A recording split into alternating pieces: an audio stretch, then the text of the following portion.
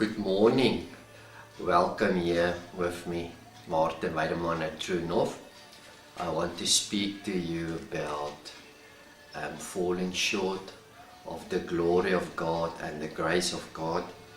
And I want first that you must go and read with me 1 Peter 1.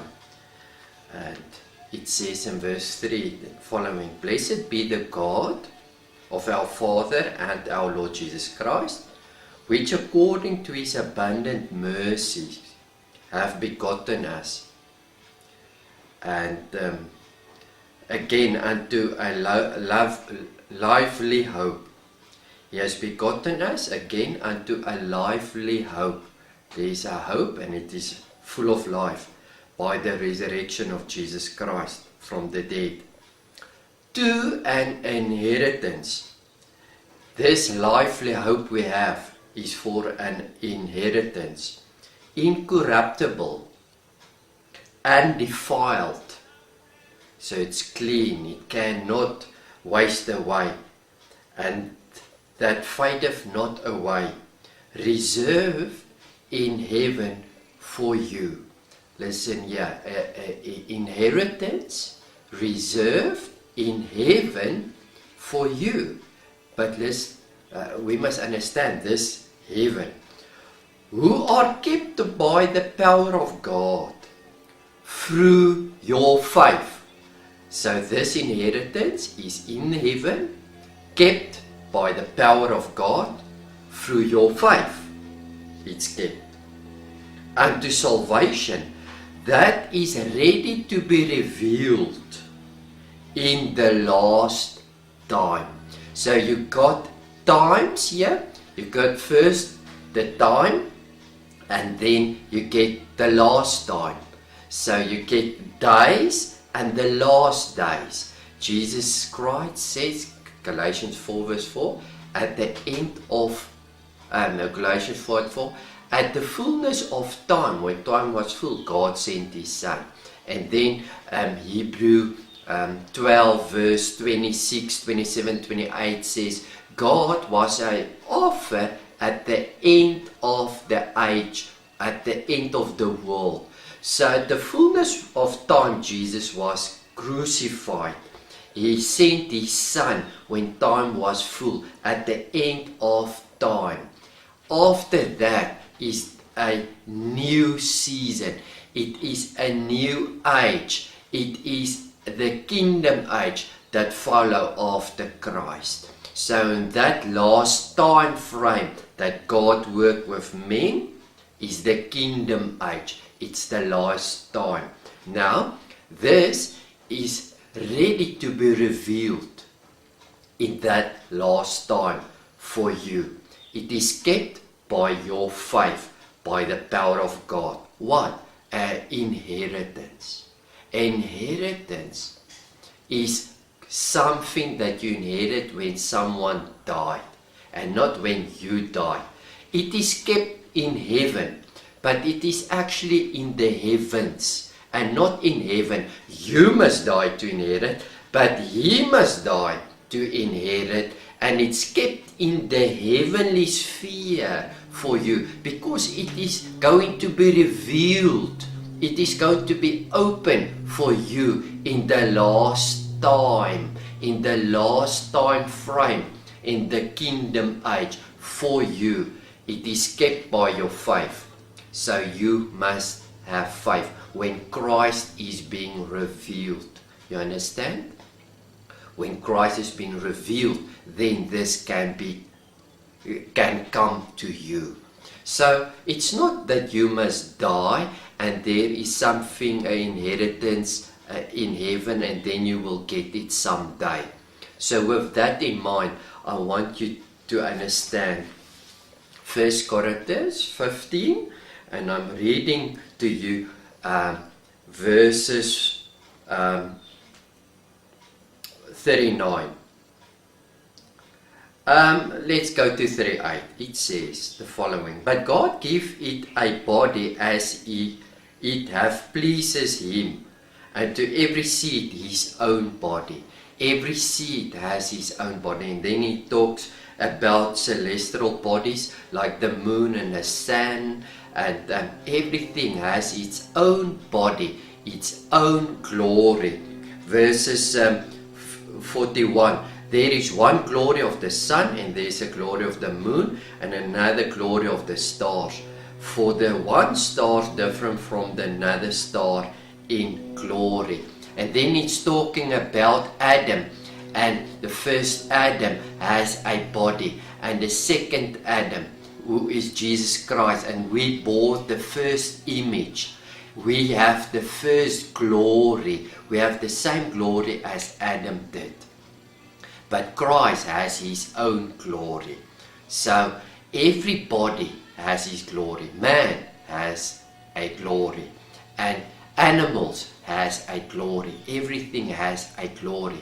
So with that in mind, let's go to Romans 3, verse 23. And I want to read that to you. Very important. Now, I know that the Amplified and the King James are different. And I do not like the Amplified. And I'm going to tell you why I'm not going. First of all, I'm going to read to you the King James Version of Romans 3, verse 23. And it's very,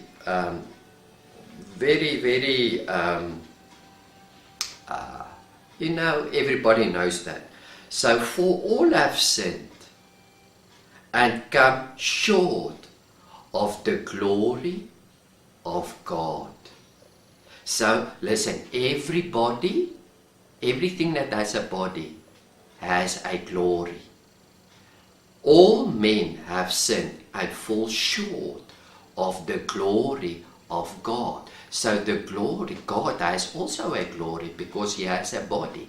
And all men fell short of the glory. It does not say that we have glory and that we lost the glory. That Adam had the glory and he lost the glory of God.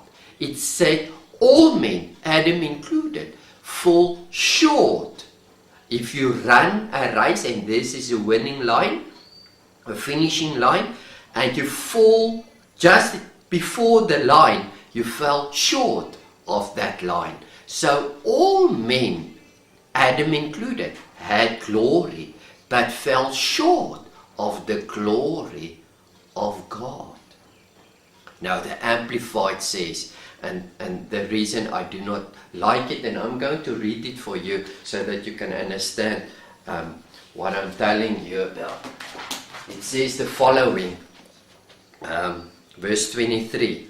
Since all have sinned and are falling short, or in my other Amplified it says continually falling short. Since all have sinned and are falling short, or continually falling short of the honor and the glory which God bestow and receive us. So we are not continually falling short. The King James said, all men have sinned. You have glory, but all men have sinned and fall short of the glory of God. But if I continually fall short of the glory of God, that means that the glory of God can I not inherit. I cannot get that because I fall short continually. So men have sinned. Before Jesus Christ came, before he did something on the cross and saved us, all men have fall short of that glory. And all men that is born fall short in the natural of the glory of God. But when you are born again, you can enter, you can inherit that glory of God. Let's also go to Hebrew 12, verses 12, and I'm going to read that also in the King James Version for you. I like the King James Version. It's difficult, but it is alright. Hebrew 12, And I think it's also verses 12.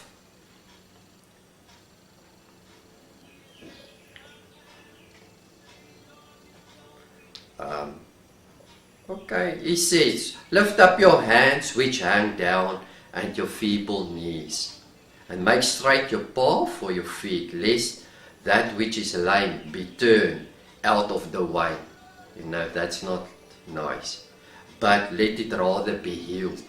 So there's people that are with their heads down, and they, because of suffering, but lift up your head. Lift up your head. And then it says the following, looking diligently, lest any man fall or fail short of the grace of God. So these men, because of the suffering, they are depressed. They can fall short of the grace of God. So you can fall short of the glory of God, although you have glory of mankind. You can fall short of the glory of God, but you can also have the glory of God.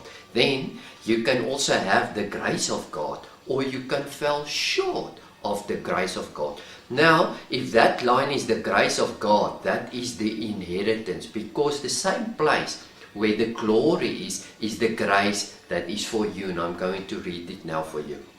If you fell short of the grace, first, before the grace came, there was a prophet, and they prophesied something, and they gave promises that there would come a Christ. First there will come suffering, and then after the Christ suffered, there will come a glory that we can inherit in Him if we have faith in Him.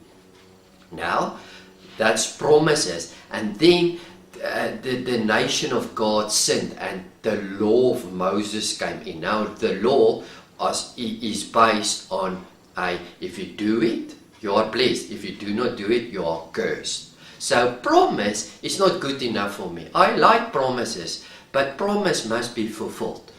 And I do not like this law thing where I must do everything to be blessed, and if I do it wrong, I'm cursed. I love God's grace, because God's grace, God's glory, John 1 verse 14 says, God's glory is full of grace and full of truth. I like that. I want to inherit God's grace, His fullness of grace. Amen. Grace means that which you do not deserve, you can get. And mercy means that you deserve, you don't get. I'm not in the law. I do not want the law. I do not want promises. I want grace. I want mercy. I want glory.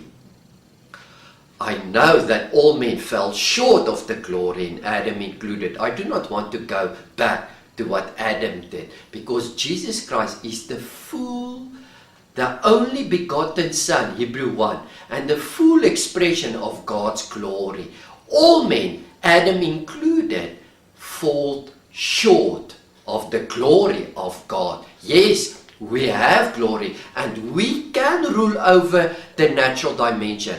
But in Christ Jesus, there's another glory. There's a grace. So let's go back to 1 Peter, what I've read.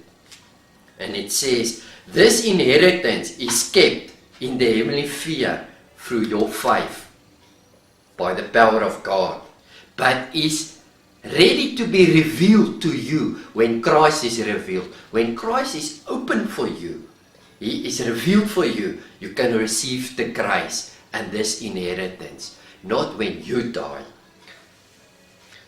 Then it says, verses 10, of which the salvation the prophets have inquired. So they saw in the Old Testament things about this salvation that was ready for man, this grace and this glory, have inquired and searched diligently, who prophesy of the grace that should come unto you.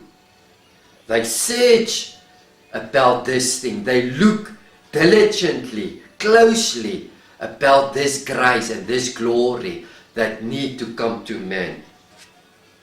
Searching what manner of time the Spirit of Christ which was in them did signify, when it testified beforehand the sufferings of Christ and the glory that should follow.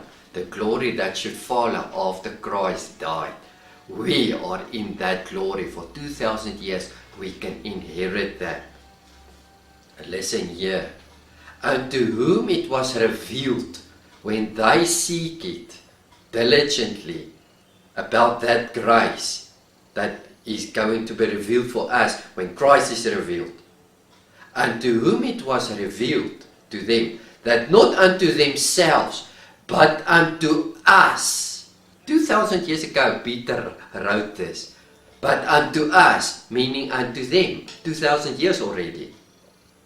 But unto us, they did minister the things which are now reported unto you,